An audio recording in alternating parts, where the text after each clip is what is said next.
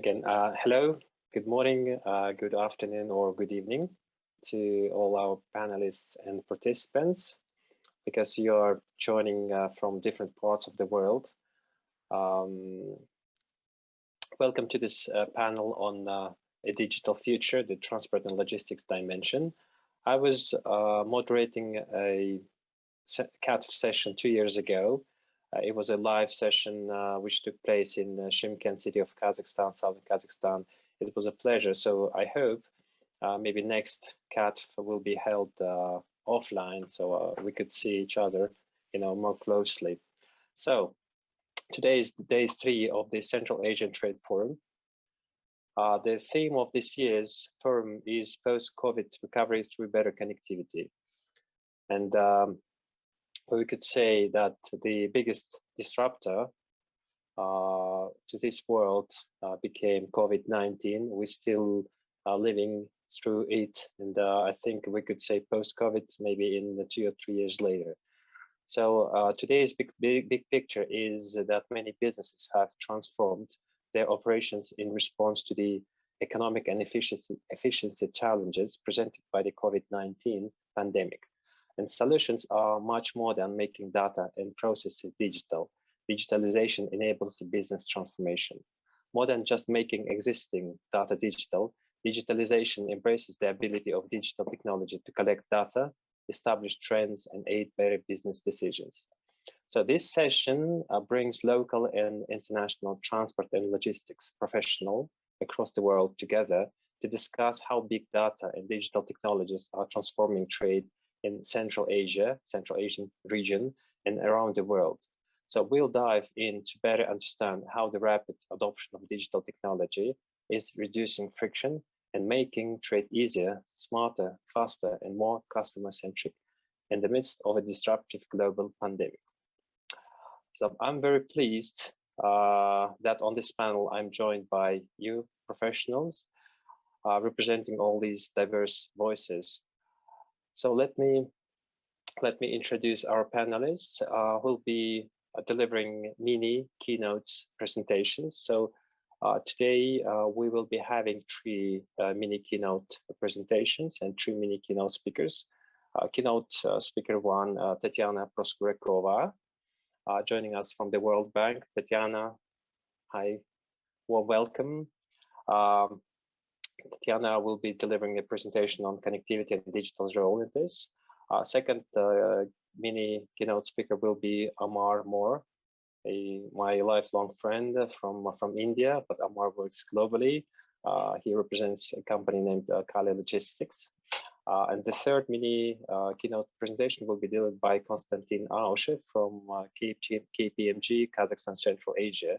Last year, KPMG did the extensive research into how COVID-19 has disrupted various sectors of economy, and in particular trade, transport, and logistics. So Konstantin will be delivering a presentation on this. For our attendees, I recommend to watch the videos that were shot prior to this session. Videos are of particular interest, and I enjoyed them. Myself. So before we go and start, I would like to raise a few issues of housekeeping. First of all, I would like to thank our technical support team, because half an hour ago we did experience some technical issues, and they were successfully dealing with it. Second, I would like to thank our team of interpreters.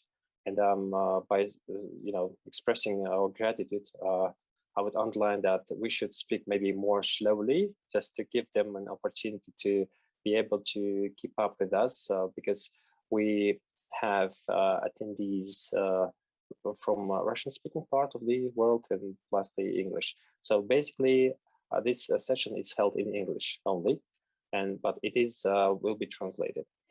Okay. Most important housekeeping things, this event is being constantly recorded.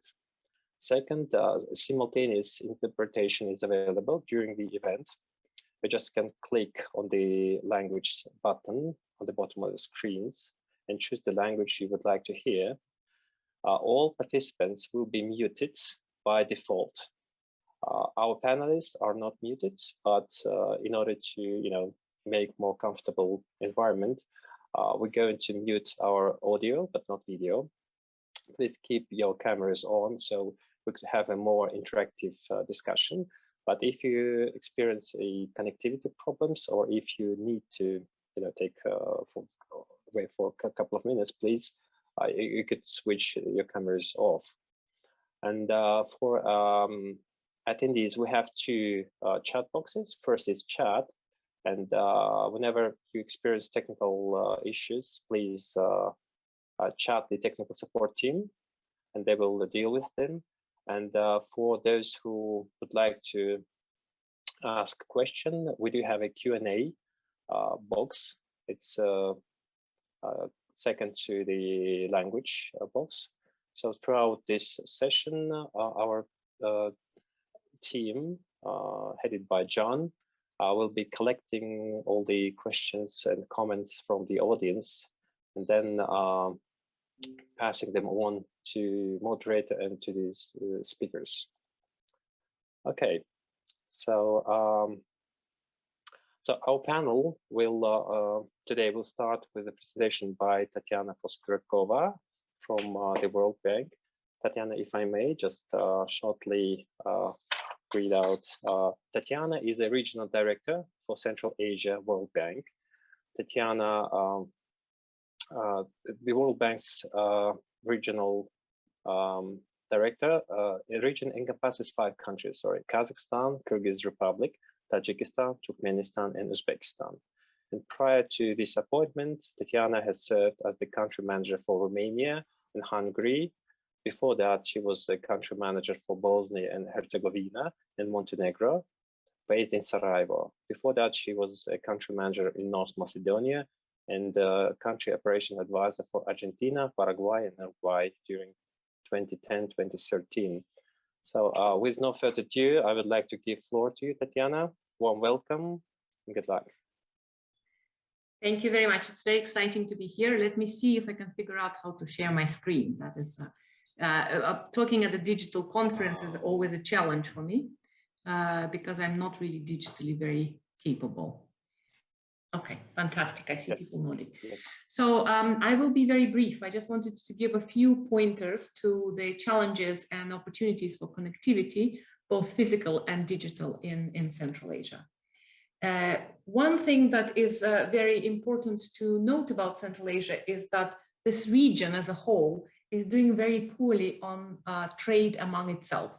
It's in fact one of the least connected in terms of trade of all the regional blocks that we can think of. Less than 5% of the total trade of countries is among themselves in Central Asia. Whereas if you take a bloc that is in some sense neighboring Asian bloc, ASEAN, 25% of their trade is among themselves.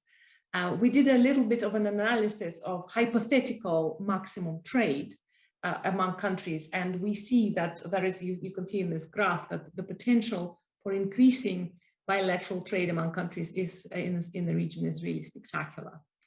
Now, why is it that the trade is not developing as fast as we would like? OECD did a study recently on connectivity and connectivity gaps, and you can see that Central Asia in the red over here can be compared to the least developed countries in the world in terms of its connectivity. You can understand why, because the region is quite remote and there are large infrastructure challenges. One way to measure connectivity is to see how much it costs to ship a container. And this slide, which I think you cannot properly see because I think we lost the margins in the middle, but it shows that the cost, all the Central Asian countries are here at the bottom, and it shows how much it costs to ship a container from Central Asia to Shanghai or to Rotterdam. And in both of these cases, the cost becomes prohibitively expensive. Why? Again, the region is remote, over 3,000 kilometers and 5 border crossings. separate Central Asia from the closest deep water ports. But that's not the entire issue. In distance, of course, matters, and infrastructure connectivity matters, but we estimate that at least 50% of overall traffic cost is because of the border crossing costs. So again, we did a study which talks about the efficiency of border crossing points, and we estimate that even though you can improve infrastructure and travel faster to get to the border, you lose all that time, all that improvement by sitting at the border. And therefore, connectivity has two sides to it. Infrastructure, of course, continues to need to be developed, but there are also things which are quick wins, things that can be improved given the existing infrastructure. And in fact, infrastructure investments without improvement on kind of intangible connectivity measures also doesn't make a lot of sense. So this is the graph that shows exactly what I've been talking about, that investments in infrastructure over time, which is the upper graph, show consistent improvement in the speed of crossing the roads in Central Asia. But if you look at the total time spent on transit, it really hasn't improved very much, because whatever has been gained through improvements in infrastructure has been lost at the border. Now, one of the things that we can do about this is to improve digital connectivity. Here again, we see that reduction in international trade costs can be achieved through improvement in digital connectivity. And this is, I think, the way of the future. So investing in better digital connectivity and removing intangible barriers for border crossing, harmonizing regulations among countries is something that is definitely a way of the future. Now, when we talk about better e-trade, we say that regulation plays a central role in building foundations of digital markets. It can provide the legal tools necessary to remote contracts, clarifying the rights and obligations of the multiple actors involved in the digital transactions, and establish a framework that promotes consumer trust in digital markets. However, some regulations are in fact creating additional barriers, and we see that the picture is very mixed here. So it's not clear that the trend in improving regulation goes in the direction of reducing e-barriers. Often countries institute barriers either intentionally or unintentionally. They create additional barriers for electronic trade. Now, again, even in the digital sphere, infrastructure also matters. If you look at this graph shows how long it takes to download an HD movie in different countries. And yes, of course, in countries like Liechtenstein and Singapore, it's less than 10 minutes. But even in Romania, it takes a few minutes, whereas in Tajikistan, it takes 11 hours to download a movie. That tells you that the physical capacity of the internet can also create an important barrier. And it is very important to invest in overcoming these barriers. Now, what we see, and I've just come back from Tajikistan, actually having these discussions with the government, what we see is that infrastructure goes hand in hand also with regulations. When you have monopoly state-owned enterprises running the sector, it is very difficult for other players to enter. There is no incentive to invest in this additional infrastructure for connectivity. So certainly there are many policy measures as well as physical investments that are needed in order to promote digital connectivity in the region. Now, the World Bank is working on all of these areas. We are focusing very much on increasing private investment and competition, both in physical and in digital connectivity. We are focusing on improving access, affordability, and security of access to the internet. And we're also focusing on modernizing sector governance. We have a number of investments. If we talk about transport, we have a CARS project, which I think is very well named, Central Asia Road Links program, which is a regional program of investment in the transport infrastructure, but also looking not just at connectivity in physical terms, but also to help countries think about non-physical barriers to connectivity, as we talked about border crossing. We're also looking at the digital connectivity. We are developing a regional program called Digital CASA, and we focus at this time, we focus on creating foundations in all of the participating countries to bring them to a level where they can enter a regional internet market. And of course, we provide a lot of analytical support. We do a lot of analysis, trying to also provide inputs into government's policy making. And we carry out policy dialogue in all of our countries.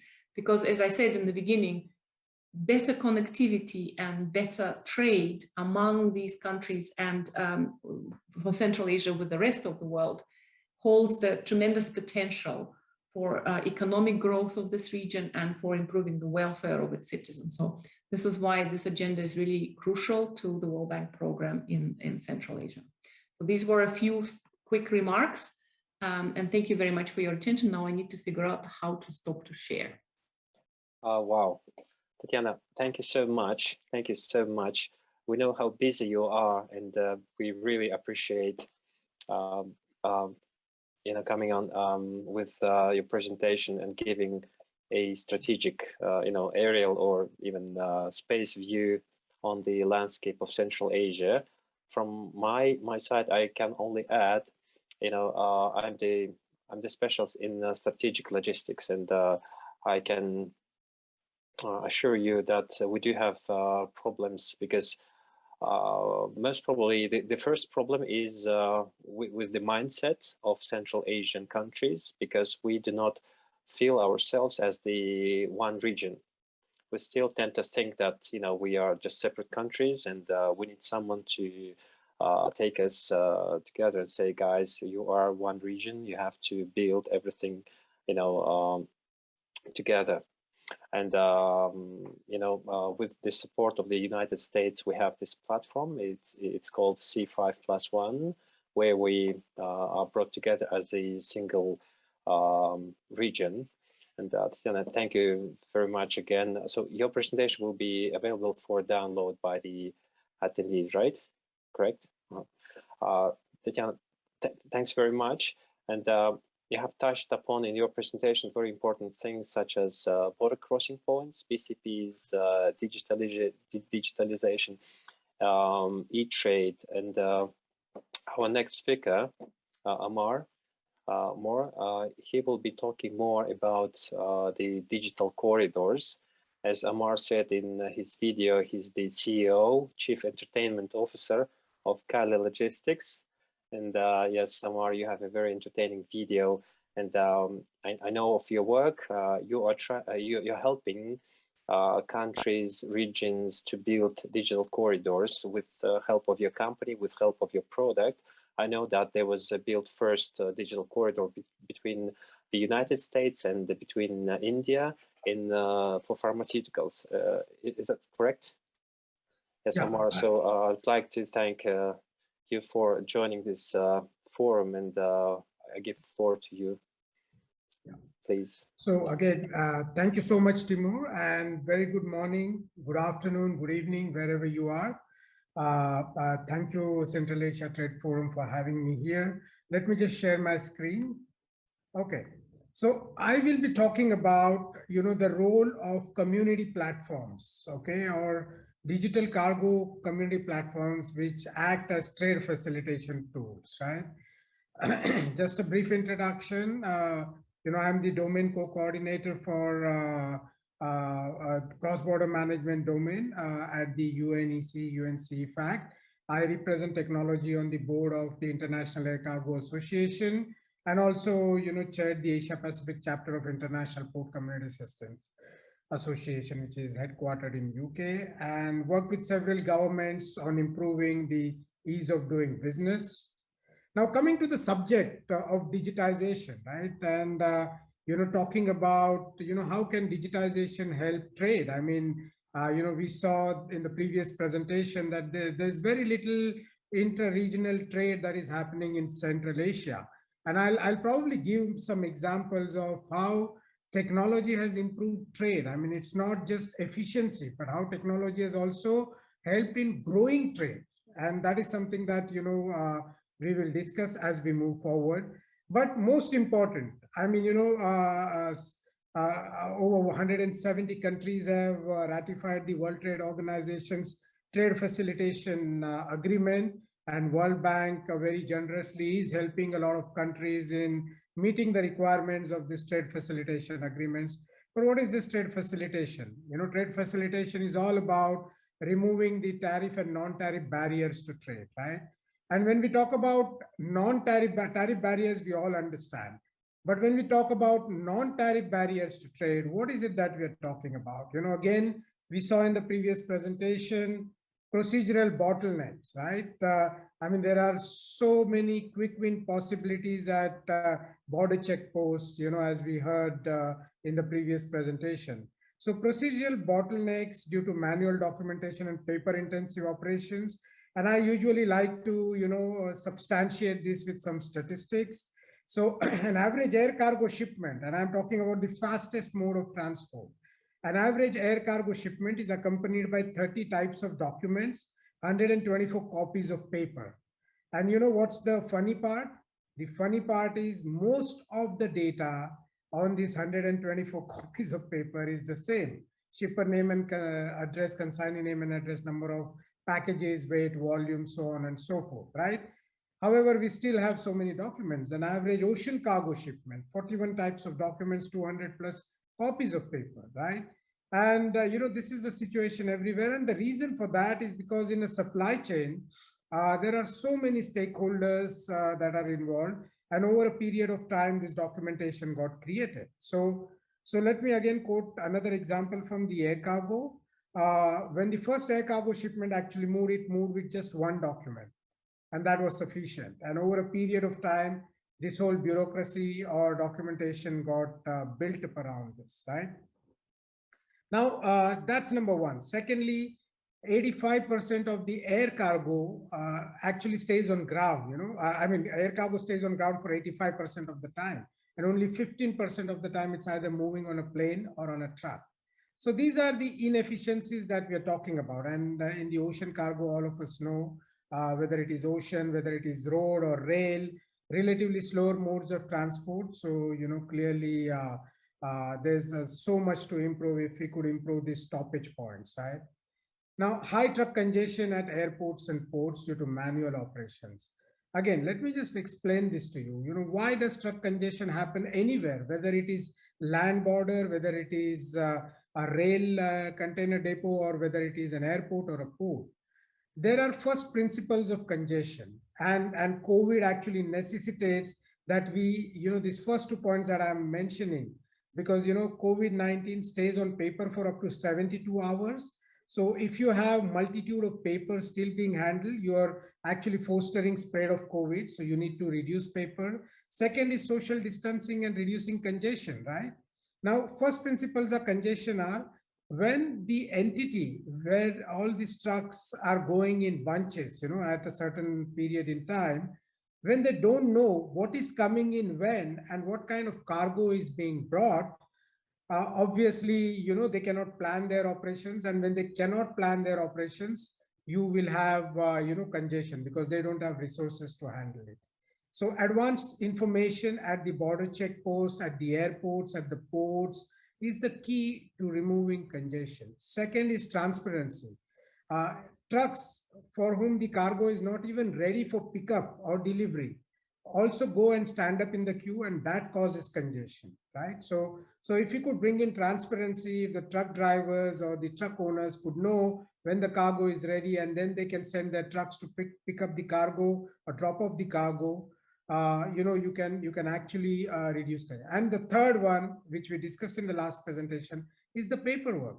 The paperwork at border checkpost, on the rail mode of transport, air mode of transport, port mode of transport happens at these, at these bottleneck points, which are the airport supports.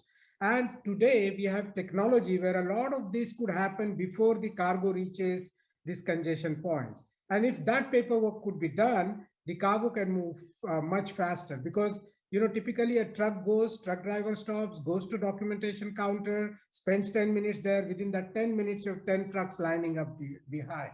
So if we could address, and this is not rocket science, if we could address some of these issues, these non-tariff barriers to trade can, go down significantly. And related to that is this whole issue of, security and compliance. Most of these checkpoints don't know what is coming in the trucks. They don't know that in advance until the trucks actually arrive. Now, airports are multi-billion-dollar assets. There are so many aircraft standing there, and so are the ports and other facilities. So it is very important from a security perspective to have this advanced information. And finally, lack of harmonized processes. This is something that always causes congestion.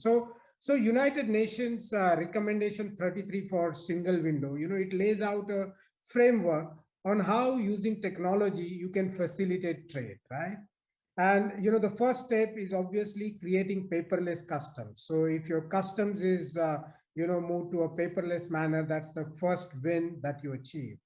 Then the next one is creating single windows. So get other regulators which are working in cohorts with customs. If you can have a single submission portal for them, if you can create a single window, then you have the next layer of trade facilitation, digital trade facilitation addressed.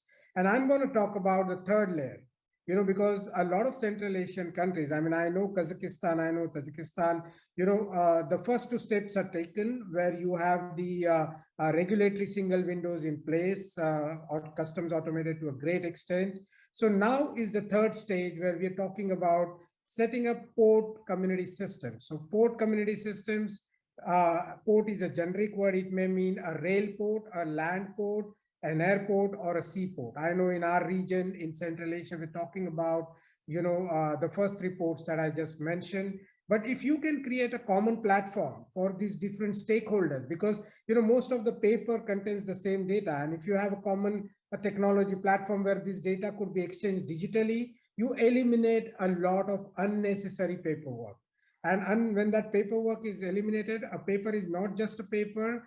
As Timur also mentioned, a paper is an instrument for delay, in some cases corruption, in some cases lack of transparency. So port community information exchange is the next logical step to connect the trade with the regulators and have third stage of single window. Fourth one is where you can get all the banks, all the importers, exporters, insurance companies, everyone on board and have a national level e-logistics platform. And then the last one is where you have a regional information exchange or a regional platform where you have multiple single windows of countries connected with each other. Not just that, as Timur mentioned, we also create digital corridors. So if you want to grow trade with a particular country, you create digital infrastructure to facilitate the trade so that shipment statuses, shipment data, anything that hinders trade is exchanged digitally, and that can help you grow trade or move the trade faster, through those lanes or corridors, right? So this is the framework. I think in Central Asia, most countries are either in stage 1 or stage 2, but it is time to do this stage 3, and stage 3 will come with stage 4, because today's community platforms do come up with features for banks and insurance companies and freight forwarders and so on, right? So I'll just, I know I just have 3-4 minutes left. So I'll very quickly, give a view on, what are these community platforms. So let me take an example of an air cargo community platform or an airport cargo community platform. And for Central Asia, there's tremendous potential to grow air cargo trade by connecting your airports to other regional airports, which are large hubs. You can provide those gateways, which are much faster, and that can really help you grow trade exponentially. I very firmly believe in that, and I've discussed this with Timur several times, right? So what is an air cargo community platform? In the absence of any platform like that, you see on the left-hand side, this is the way business works. These are different stakeholders. They're exchanging different documents between each other and between the terminal operators. So it's a mess, of documentation flow, right? Or information flow. But when you put together, when an airport, which is essentially a body where everyone congregates for sending an air cargo, and it could be a land port, it could be a rail port, when they put together a digital infrastructure where information that's created by one party can be reused by the other party in the supply chain, then you eliminate unnecessary documentation. Legal documentation may still stay because it requires changes in law, but unnecessary documentation that hinders trade today can be easily eliminated, and cargo can move much faster. So it is essentially an electronic platform that facilitates digital interaction between different air cargo stakeholders like the importers, exporters, forwarders, customs brokers, carriers, so on and so forth. So I'll just very quickly go to the benefits of this platform, and we'll discuss this in detail during the panel discussion. Number one, commercial benefits. If you have platforms like this, you attract more freighter airlines, more passenger airlines that carry freight, so on and so forth, right? I mean, I know of one airport where cargo was leaking to other regions, and they put together this platform. Then they understood, who are their major customers in terms of importers, exporters. They just recruited a few young people to take care of these top 5 customers and promised them that if they bring cargo to that particular airport, the cargo will be cleared in 3.5 hours. You know what happened? Within 6 months, these importers, exporters redirected cargo from all other airports into this airport. The cargo volume grew, the number of freight forwarders grew, and the revenues of the community grew, and the jobs got created, right? So you essentially have commercial benefits. You can grow business. It's a great marketing tool for attracting more cargo. It's a great tool for understanding the nature of the commodities and the kind of infrastructure that you need, whether it is at the airport or, as I said, it could be at the border checkposts or at any other port, right?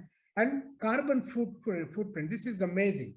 We reduce just 6 copies of paper per shipment at an airport, and that tantamounted to reducing 6.8 million copies per annum for that airport. And you know what it means in terms of sustainability? It means 15 to 1800 trees saved per annum per airport. Imagine if more airports do that, what could happen to sustainability, and with trucks stopping for less time, burning less fuel, the carbon footprint is, going to get even better. So these are, some of the benefits. There are deep tech interventions. We'll talk about this during the panel, but you can use, Internet of Things for pharma temperature tracking, for managing truck queues. You can use artificial intelligence, for, managing slot docks at the warehouses. You can use blockchain to develop these digital corridors that we, discussed some time back. And then you can have drones, for warehouse inventory tracking, so on and so forth, right? And most of these things could be available on cloud. So this is about the digitization. This is the way to go. And digitization, as I said, will help us grow trade. Thank you so much for your patient listening and time. And, looking forward to having more detailed discussions during the panel. Thank you so much, dear Amar. Thanks so much. It was a very interesting presentation. I teach logistics at the local university in Almaty. So at my first class, I usually tell my students that, the very existence of the Silk Road and the very existence of the, monopolistic position of Kazakhstan is thanks to India. You know why? Because 140 million years ago, India was part of Gondwana, which included Australia, South America, Africa, and Madagascar. And 50 million years ago, India started to drift away from Gondwana and crashed into Asia at the speed of 20 centimeters approximately a year.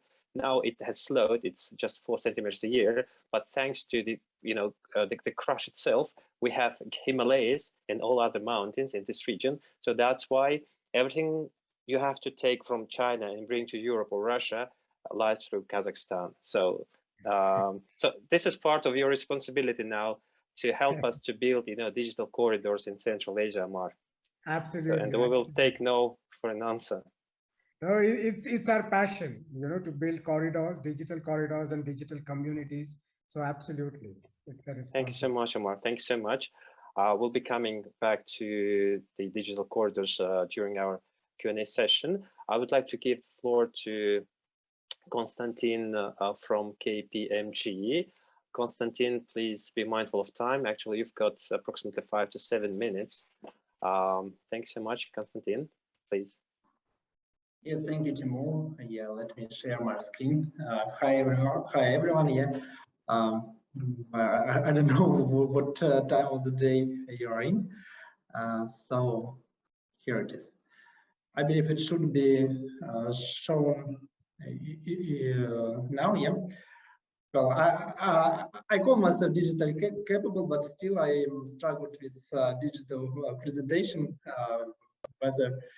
Whether I'm here or whether the screen is seen well and so on. Okay, let's start. My presentation, as Timur previously described briefly, is about trends on the Central Asian market, those trends and insights that we got from our recent studies on the market. And actually, it was the study for overall market of the Central Asia, not exactly for transport and logistics. And this is why I would like to start with some trends from our global studies and thought leadership reports. I believe that I will have something in common with those thoughts, ideas, and insights from previous speakers. But nevertheless, let's start. Yeah. First of all, I would like to add some points regarding customer centricity. Previous speakers already said about this, that it is one of the most important topic of digital agenda for all topics, actually for all sectors, and not surprisingly that for logistics sector as well. What we mean by customer centricity is logistics is actually three basic topics, like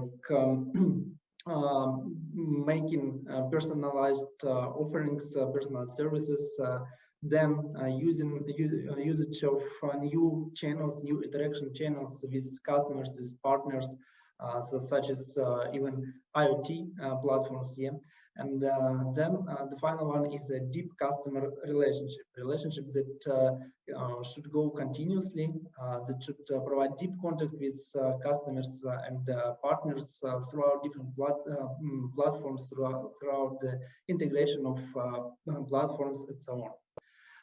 And here we see that it can be looked simple in words, but actually in logistics sectors, the companies say about many barriers on building such customer centricity, such customer experience improvement programs. And they meet problems in all core aspects of the business, starting from strategy alignment, where we have more complaints from transport and logistics sector in comparison with, for example, financial sector or telco sector. In the logistics sector, we see that top managers or managers often struggled with how to build the strategy, how to engage those customer experience differentiators in their strategies. Then in terms of business models, again, we see a number of examples in the market of changing the business models, like banks, telco offering services from each other here, but there are no such great amount of examples on changing business models for logistics and transport companies, especially on Central Asian market.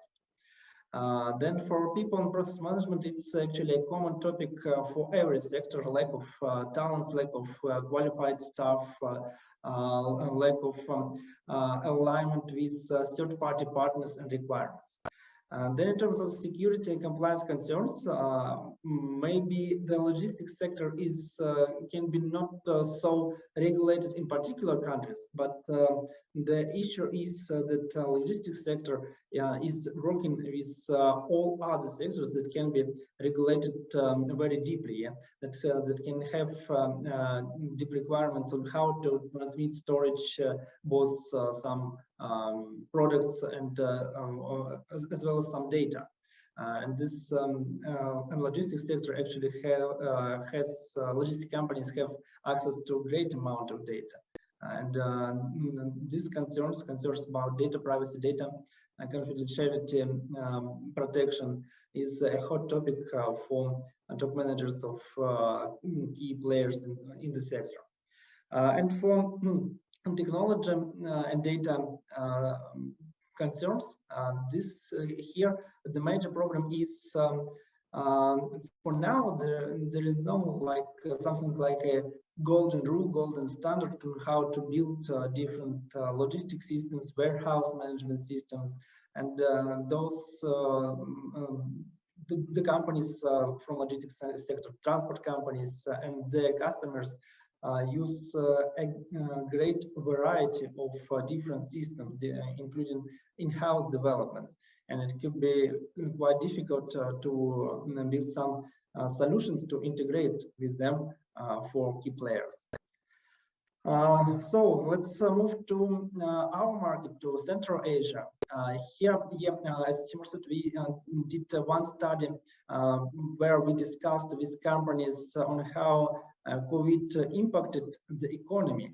And there, yes, we saw that the impact was one of the biggest exactly for transport companies, is not so much for logistic companies, but mainly for transport and especially avia companies. And then we did, and I think the reasons of this conclusion are evident. About this was due to all these restrictions on movement. And another study that we did was about how companies changed their mindset, what barriers they see in implementation, different digital topics, different digital trends.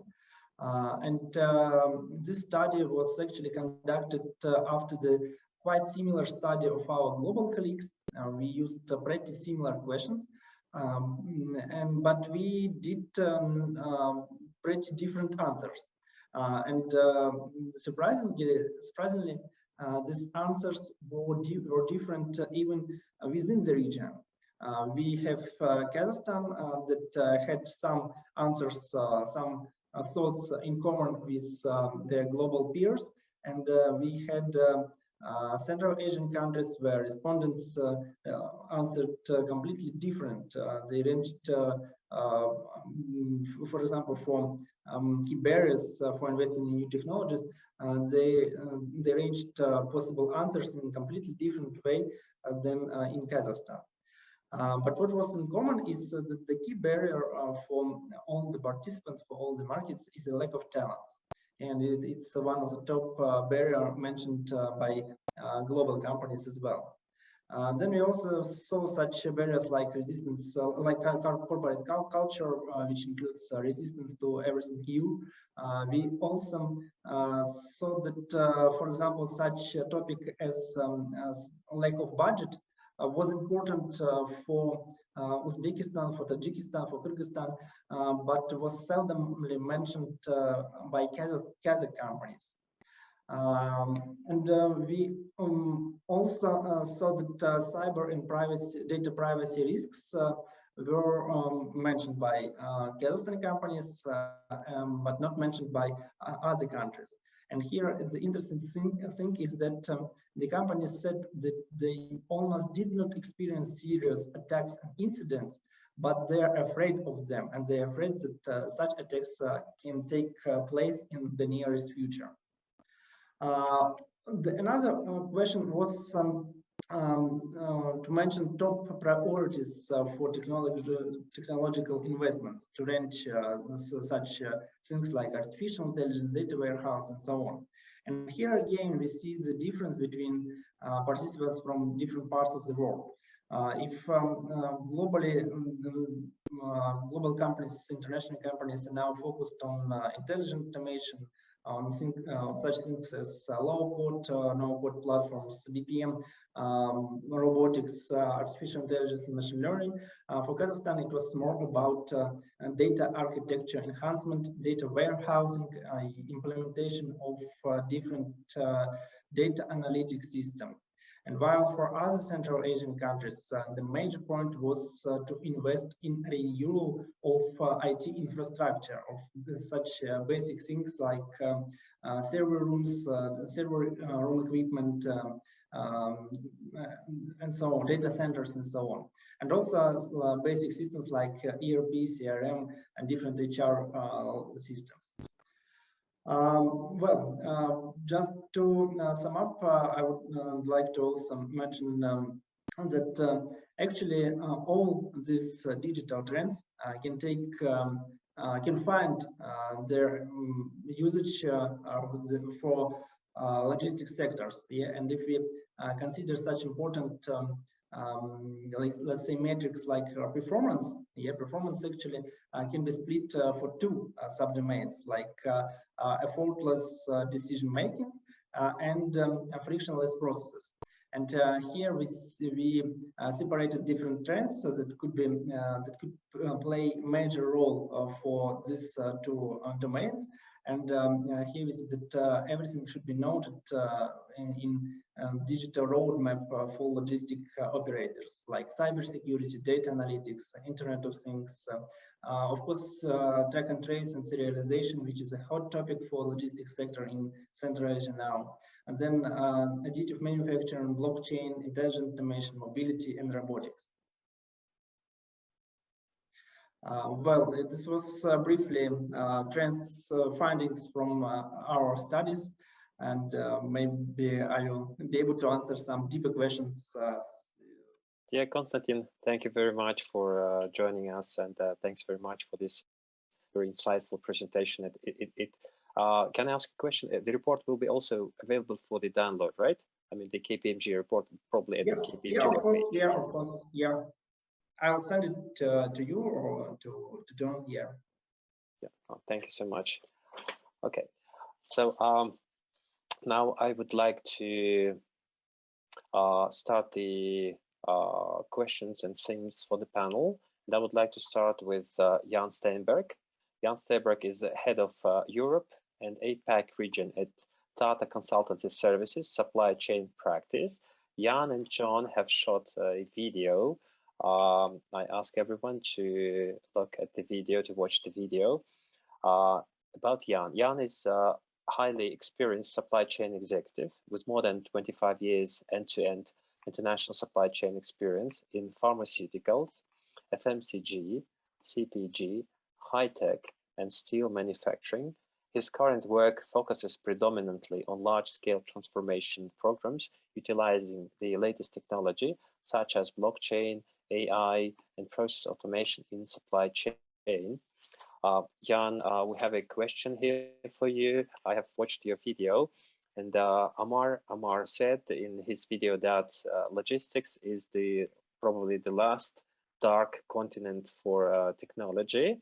And as a logistician, I can also confirm that yes, logistics has been a little bit slow in adopting, new technologies. Nevertheless, this is the process. And in your view, from your experience, where have you seen the biggest advances in the last few years in digitalization in logistics, please? Very good question, and obviously there isn't, I think, a simple answer to it, but there is obviously an answer. Logistics, which is all about sort of the physical movement of products, either transportation, warehousing, storage, and so on, have actually seen quite quite a sort of revival in the last few years. A number of companies have implemented very advanced transport management systems and equally advanced warehouse management systems. We have a number of software vendors out there who really put a lot of effort and resources into developing solutions that are more up to date. And I'm not just talking about the sort of big established vendors that we all come across all the time, but there are a number of new startups as well who've really been clever about these particular areas. So there's a great movement in that particular space. The other thing that's happening, of course, is that a number of the digital technologies are being applied in the logistics area. So, for example, blockchain, there is now a blockchain solution for freight management, which is a bit of a, I guess, a joint venture between one of the big freight forwarders and one of the big consulting organizations. I'm not going to name any names, but it's already happening, and they are transacting millions of transactions every day using blockchain.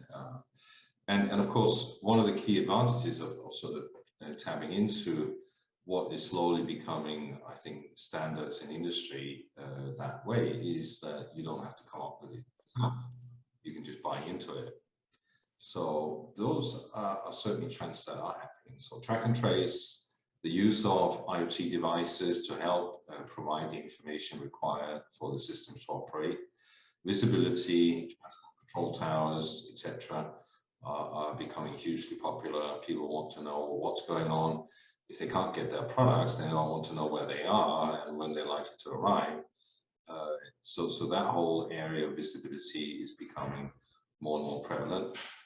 And likewise, I think we're all used to having sort of smart devices with information at our fingertips. And a lot of this information is now truly mobile, anywhere, anytime, real time. So you can check your logistics on your smartphone, on your laptop, or on a tablet if you want.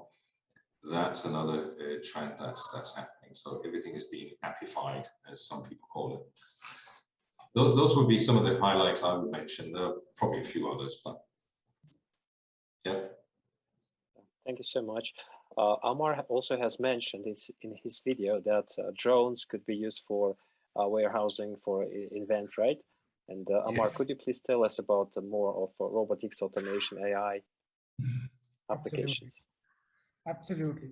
So, Timur, to your question of, what's happening, clearly, as Jan said, a lot of freight management system, TMS, warehouse management systems, a lot of stakeholders are automating their operations. But apart from that, there are clearly a couple of things that we see as a trend, right? Visibility, one of the biggest requirements, and now a lot of electronic messaging or API integration that is growing. Second, making technology affordable, or I call it as a democratization of technology, right? Earlier, only the very large players could invest millions of dollars into technology to create that technology. But over last 6-7 years, we've seen a lot of democratization of technology. And why does that happen? Because you have software as a service. You can now have softwares that are available on the cloud. And even if you're a small mom and pop shop, you can just register, pay, and start using almost the same technology that somebody would have developed, spending hundreds of millions of dollars, right? So that, in a sense, is democratization of technology. Again, people hitherto did not have the capability to invest into electronic data interchanges, but because of this proliferation of community platforms, which do that work. So you just subscribe to a platform, and then the platform moves that data to the other party in the supply chain. Again, democratization. Now coming to deep tech, and you wanted to hear about drones, right? We all have heard about drones in logistics doing last mile delivery, and trust me, Timur, as we move forward, the payloads are going to increase. And you were talking about Central Asia, you were talking about remote places and delivering to remote places, etc. if this tool evolves, there is a part of an answer to your problem, logistical problem of Central Asia region stays there. But before that happens, drones have other usages. So small e-commerce, last mile deliveries, but drones are also being used in warehouses. So in one of the, airport cargo warehouse in India, drones are being used, and there are two purposes. One is obviously to do inventory, because you have multi-racked warehouses, and then to take inventory, somebody has to go to that level, scan the location codes, scan the barcodes on the packages, etc. It's not easy, right? But when you have drones with cameras, they can do this work, and then you have inventory taken up, right? Secondly, places where there are pilferages, right? If you have these drones in the warehouses, they act as a deterrent, because then people know that somebody is watching you, right? So that's the thing around drones.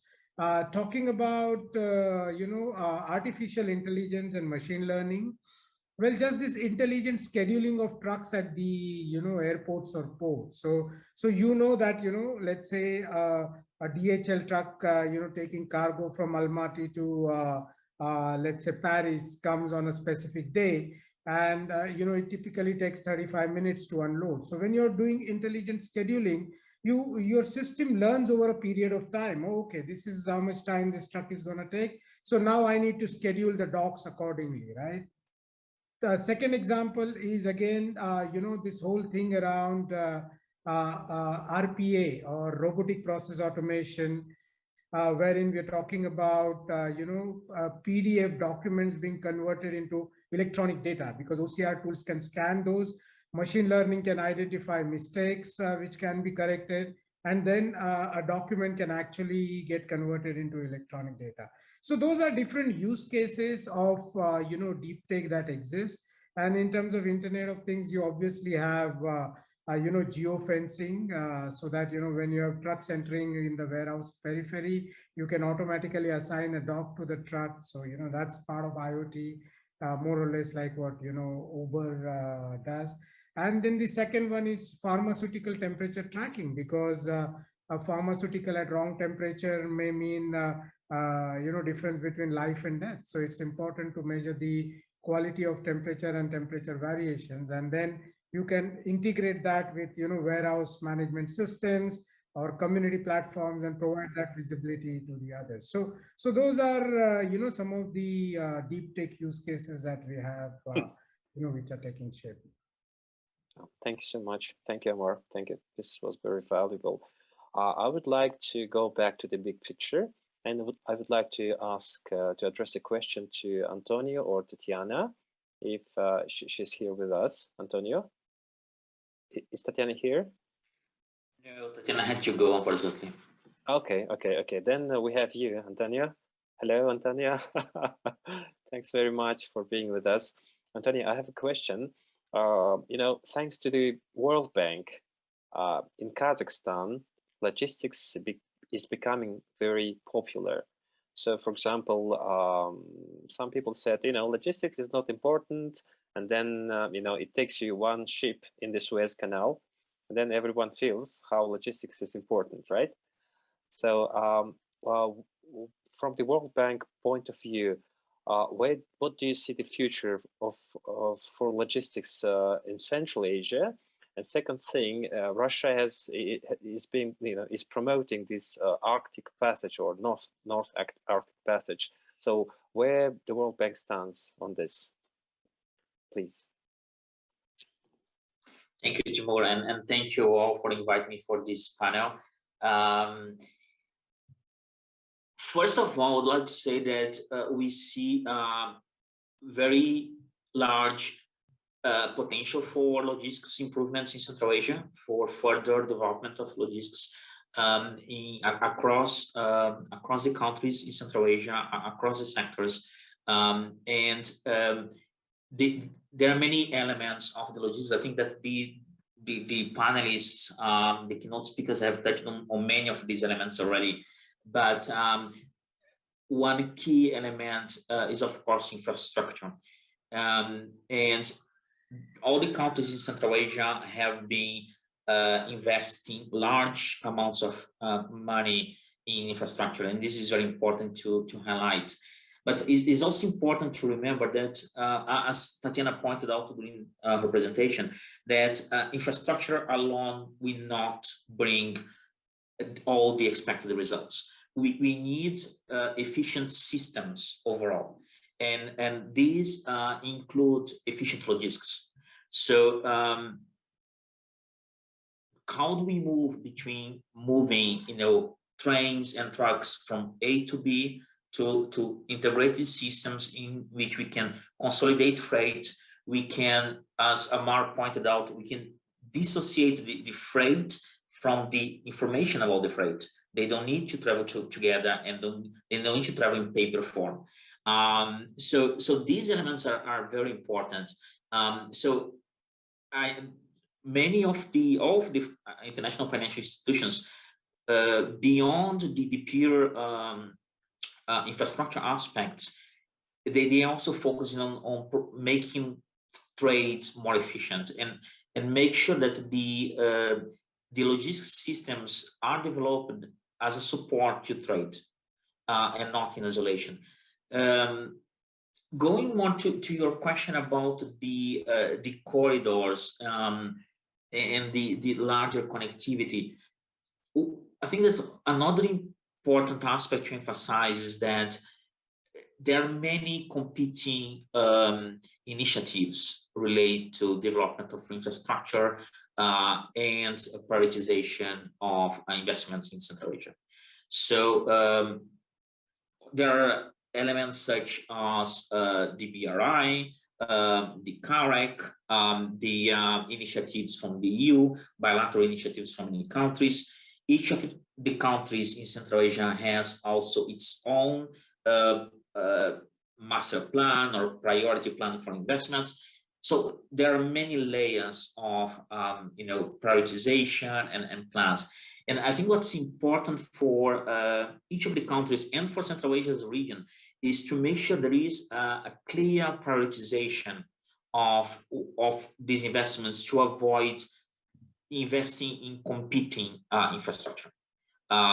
So we will not be able to have each country supporting many corridors to connect China to Europe.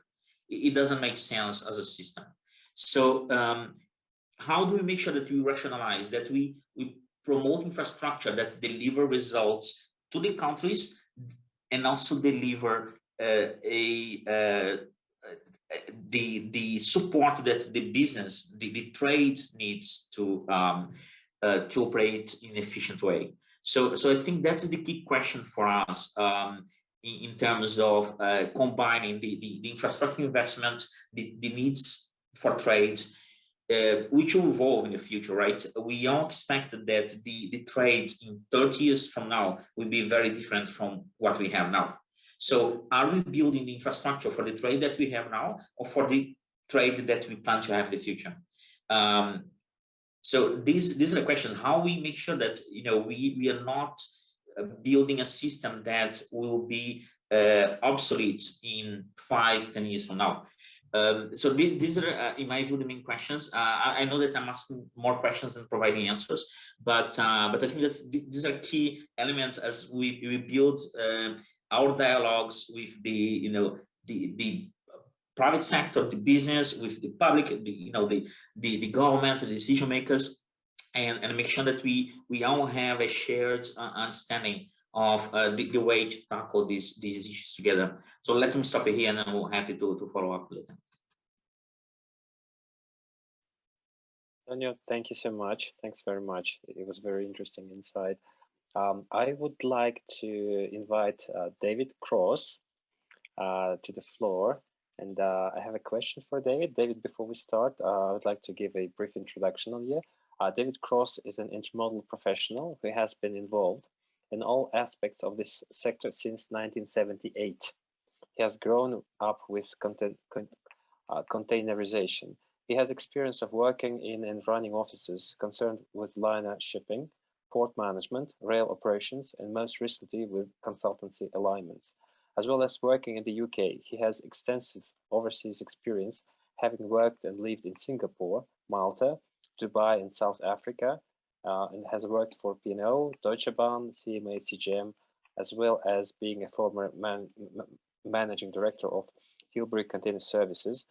In more recent years, David has been involved in the development of the China-Europe rail services and the development of inland, hinterland container terminals in the UK. David, welcome. I have a question. It's also a big picture, global one. Picking up on the digitalization and infrastructure connect, how can digital technologies boost greener trade and low or no carbon supply chains? Please. Hi, good morning, everybody. I'm very pleased to be here. I thought the presentations were great and very interesting. Specifically in answer to the question, and I think Amar would possibly agree with this, in a big country, Kazakhstan, specifically Central Asia as a group, the important point is, in my view, not to centralize everything. In India, for example, in the early days, most of the freight went through Mumbai, a little bit to Calcutta, but then gradually the inland depot in Delhi was progressed, probably 20 more years ago now, and a number of other inland sites came up, and that does two things. It takes away huge peaks. In this conference this morning, we've talked about delays, we've talked about unnecessary delays, we've talked about congestion, and if you like get away from the old model, which was years and years ago, everything came to a port because that's where the ships came to, and that was rather essential and rather obvious. But over the years, in this country here in the UK, they were called inland clearance depots and so on. If you like, the amount of freight coming to a central point, it doesn't have to be a port, it could be one big city in a landlocked country, was diluted, if you like. So if 100% comes into the country, perhaps 20% would go to inland clearance depot in city A, another 20% would go to city B with another inland clearance depot, and all that reduces the delays, it reduces the sort of the potential for things to go wrong. And I think in terms of growing logistics in Central Asia, it is a big area, there are big countries, and I think the other advantage, if you do sort of dilute it a bit, is that often, and it's still happening here in the UK this year, we opened a very large inland depot in Yorkshire, which is towards the north of England, year before last, and the benefits to the local area are huge. The sort of regeneration aspects of it, and it may only be tire fitters and tire shops and places for guys to eat and to stay, but the whole logistics position is improved. A, because delay is reduced. B, because when you move freight that hasn't, or international freight that's come from other countries that hasn't perhaps been to such places in the past, then you get buy-in from the local people who like it.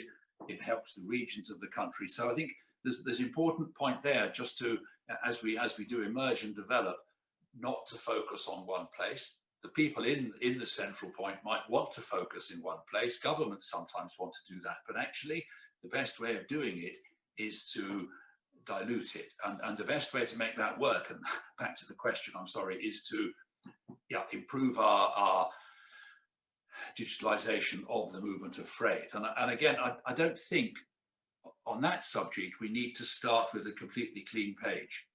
We can, blockchain, it's not everyone's cup of tea, but it has made a difference. And there are other competing systems, if you like blockchain out there that do help move data around. And I do think that to perhaps take the best from what has happened in other parts of the world may be easier. We don't have to take it per se, but we can sort of refine it, we can develop it, we can make it appropriate to the particular place or country we want to deliver it in.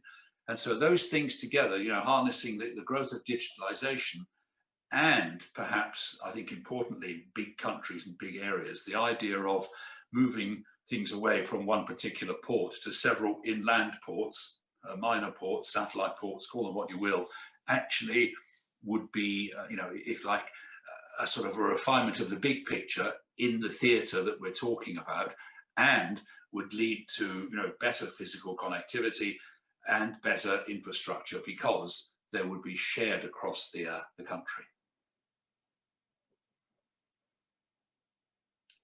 Wow, I see. And then here comes the question of the keeping it all under control, having it all decentralized, but at the same time, you have to make sure that each party has an access to the same level of information simultaneously at the same time, right? Amar, Yep. Would you agree?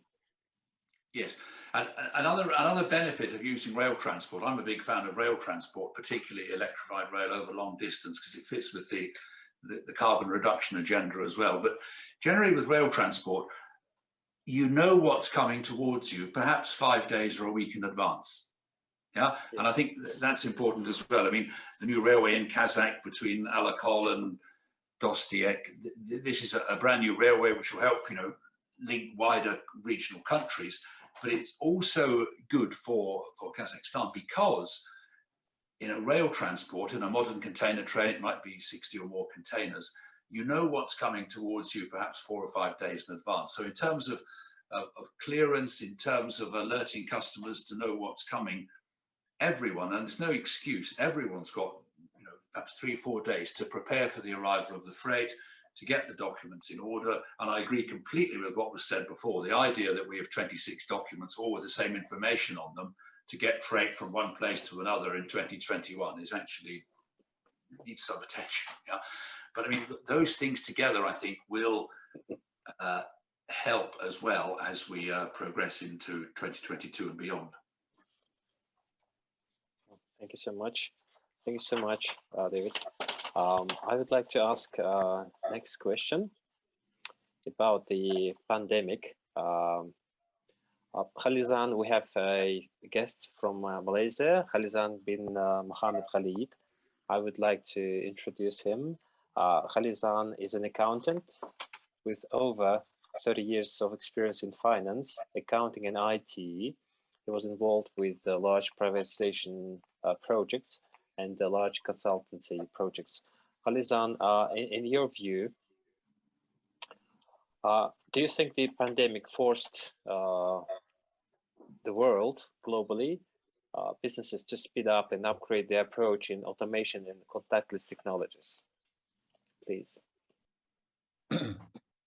First of all, the World Economic Forum has stated in a recent report that the logistic industry has not been as fast as other industries in the digitalization efforts.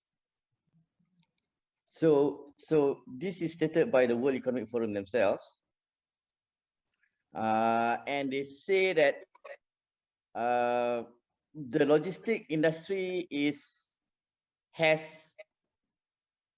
about 2 trillion at stake if it does not step up its efforts in digitalization. The big players in logistics are themselves at risk. So not only the small players, but the big players. So this point has been addressed in my discussions with John Harris prior to this forum. So for those who would like to know further about that, can refer back to the interview. Coming back to Timur's question just now on the post-COVID world, can you see my screen? The supply chains of the world is at the moment in a very uncertain situation, okay, because of COVID. And the question that we need to ask ourselves at this juncture is whether the world will return to what we knew it was before COVID happened. So the important thing here to note is that there is a lack of consensus amongst governments of the world. So you could see one country running north, another country running south, another country running east, another country running west. It's very important that the governments of the world get together and discuss and come up with a few scenarios. What's likely to happen in 2022? What's the state that we are going to be in the middle of 2022, 2023? Come up with a few scenarios. What if there is a new mutant, for example, the mu mutant? Now we are facing the delta mutant. What if the mu mutant will come out, for example? What are the characteristics of this mutation and how will it affect our supply chain? Because this will affect the logistics industry. Now, what has happened to us in terms of the COVID? There's been disruptions to supply chain.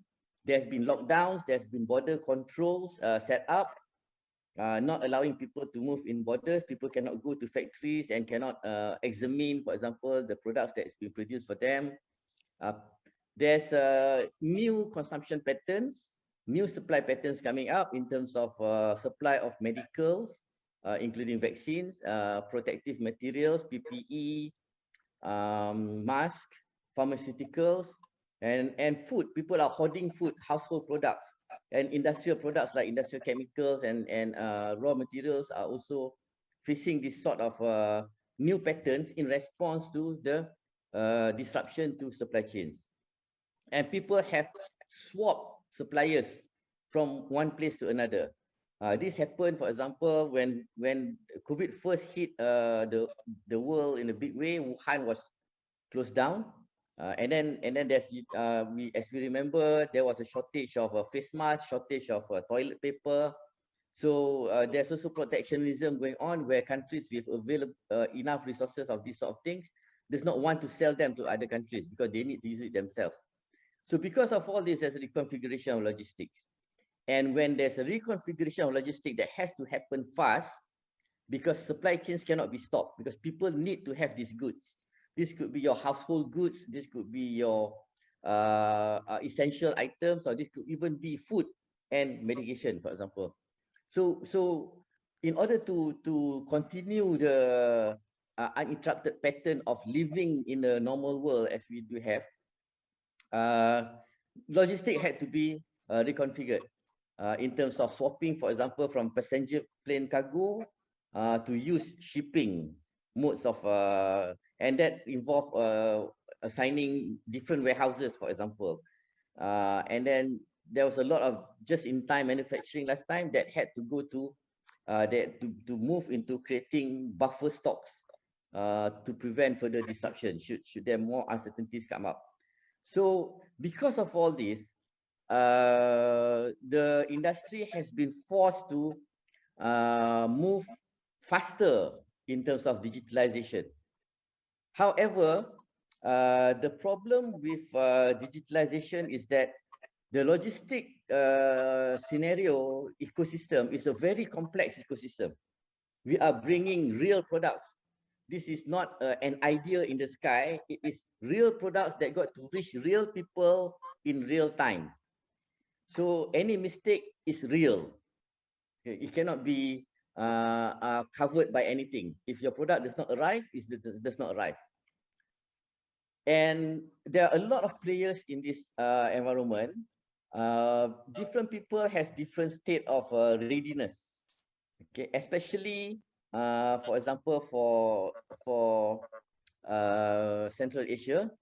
Even though Central Asia is made up of only 5 countries, but there are differences in approaches, in alignment of thoughts. So with different players being in a different set or state of readiness, in a very large and complex ecosystem dealing with real things, so there has to be some form of coordination and alignment involved, and this is very important for Central Asia. Now, the good thing about Central Asia is that if you were to imagine the whole Earth being made up of 2 significant parts, one part are some islands called the Americas. So they are on the other side of the sea. Now, the other part is the Asia, and Asia is connected to Europe over here, and there's a tail end down there called Africa, and this whole thing is connected by land. And smack in the middle of that mess of land is Central Asia. And this has been recognized since the days of Marco Polo. And even today, it's been recognized as part of the Belts and Roads Initiative of China. So this whole place here controls, for example, 40% of the world reserve in fuel, uranium, a lot of mineral, and there's huge farming land that could be used to produce food. Not only that, but there's ready market for them. For example, I'm from Malaysia. For Malaysia to sell products to Europe, we have to turn all the way around to Suez Canal and come out the other way. But Central Asia is smack in the middle. You are within easy reach to Europe, easy reach to Africa down there, or you can go down to China, which is already a ready market willing to buy from you. And there's also Russia. So smack in the middle. So that is really should capitalize on this and coordinate the countries themselves so that everybody is moving in an aligned direction for digital effort. That will propel the digitalization of Central Asia. Dear Khalizan, can I ask a question?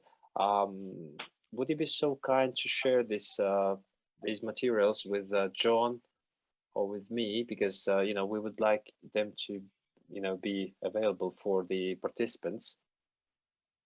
Yes, this material was covered in my interview with John Video, prior to right? the session. Yes, in the video. So but if you listen, in the form of slides, you know, pages. Can. I'll send it to John. John has a copy. He can send it over to the rest of the participants. Yes, we will ask John to share with us. Dear Khalizan, actually this session draws to a close. I have noticed that Mario Apostolov has raised a hand, and I believe he has a question. Mario, could you type it? Or no open questions, right? Because your question was answered by Amar. Okay, we have got slightly over than 3 minutes left, which I would like to use to summarize. So I would like to ask all of you a final word from each of you in just one sentence. Please, could you tell what does the digital future look like in the transport and logistics sector, in your view, please? David. Essential, an opportunity, yeah, very, very much part of where logistics has to go in the next 3 to 5 years. It's particularly rail transport has lagged behind in terms of digitalization, and now we must move on, get it done, and provide a much better service to our customers, and allowing rail to offer carbon-free, long-distance logistics solutions. Thank you. Thank you so much. Amar, what do you think? So clearly, you know, Timur, I think digital infrastructure is as much necessary for logistics as the physical infrastructure. And we have so far not given enough attention to setting up of this digital infrastructure. I think that's where the future lies for logistics. And each adversity brings an opportunity. Pandemic has given us great opportunity to digitize. Let's not waste it, and let's create a more efficient, sustainable and transparent logistics value chain through digitization. Thank you. Yes, thank you, Amar. Antonio, you know, World Bank has invested enormous, you know, amounts of money into the creating physical infrastructure. How would you answer this question? What does the future look for transport and logistics, in your view? Thank you. Again, as others said before me, I think digitalization and in particular the contribution of digitalization in the logistics sector and how this can support the development of trade from and to Central Asia represents a huge opportunity for Central Asia to integrate globally. I think this is this is the opportunity, is how Central Asia can become part of a global market. We have seen from the graphs that were presented that the connectivity, the physical connectivity in the region is very limited. How the digital connectivity can support the development of the trade chains and make sure that the Central Asia countries can trade globally in better terms. Yeah, thank you. Konstantin. Yeah, so if choosing such a short title for digital logistics in the future, yeah, I would call it let's say, frictionless, invisible, continuous communication between logistic operators, logistic players, and different customers and partners of them. Yeah, just by invisible, I mean throughout a number of channels, like platforms, IoT, and so on. Thank you so much.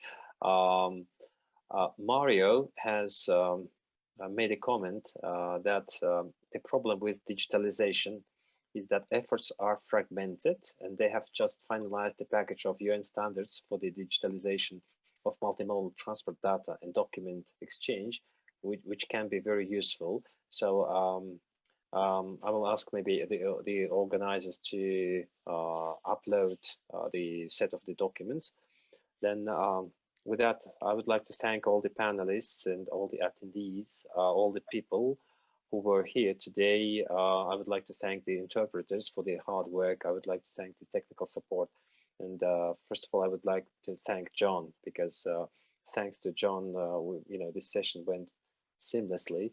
John, thank you very much. I know you're invisible, but you can hear us and see us. And I think we could have gone much longer, but this is a set time. I think we all have to draw to a close. And I look forward to seeing you all again in the future. And I hope maybe next time this session will be physical plus digital together. Thanks so much. Good luck. Bye-bye. Bye. Thank you. Bye.